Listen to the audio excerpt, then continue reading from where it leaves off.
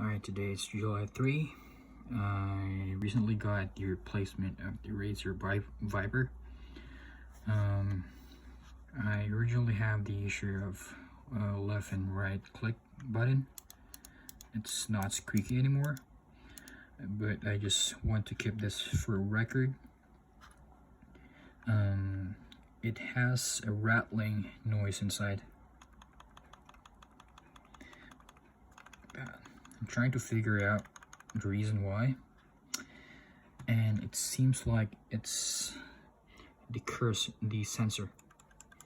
If you move it like that, it won't move, but if you place something like a dark tape on it,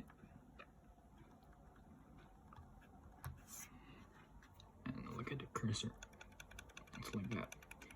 The sensor is loose.